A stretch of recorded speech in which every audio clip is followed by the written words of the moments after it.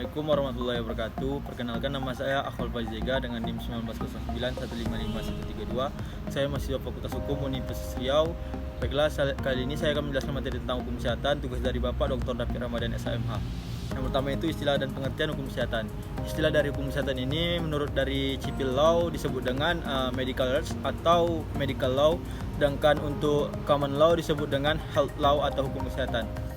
Untuk pengertian hukum kesehatan sendiri adalah kaidah atau peraturan hukum yang mengatur hak dan kewajiban tenaga kesehatan, individu dan masyarakat dalam pelaksanaan upaya kesehatan, aspek organisasi kesehatan, dan aspek sarana kesehatan. Selanjutnya itu materi tentang sejarah hukum kesehatan. Nah, pada tahun 1981 di Indonesia muncullah hukum kesehatan karena adanya kasus dari Dr. Setianingrum di Pati, Jawa Tengah.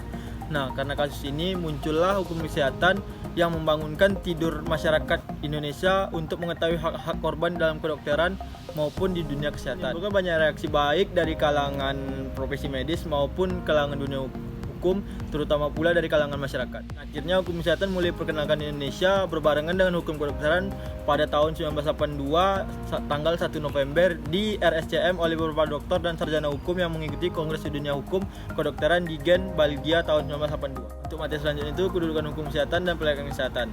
Nah, hukum kesehatan ini berada pada ranah hukum publik, khususnya hukum administrasi negara. Dan pada bagian lain, hukum kesehatan juga termasuk pada hukum privat atau perdata dan hukum pidana.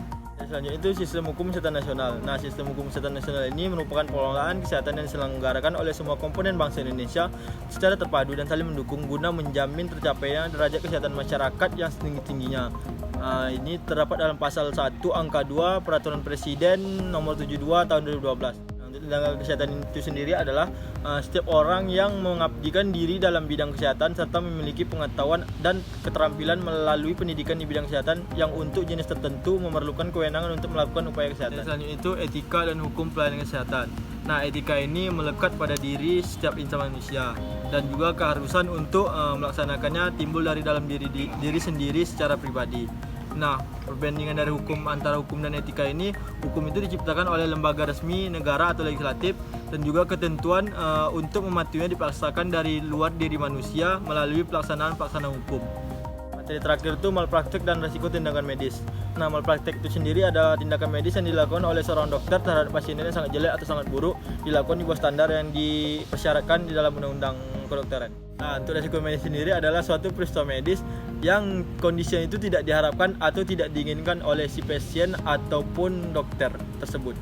Baiklah, sekian materi yang bisa saya sampaikan. Lebih dan kurang saya mohon maaf. Wabillahi taufiq wal hidayah. Assalamualaikum warahmatullahi wabarakatuh.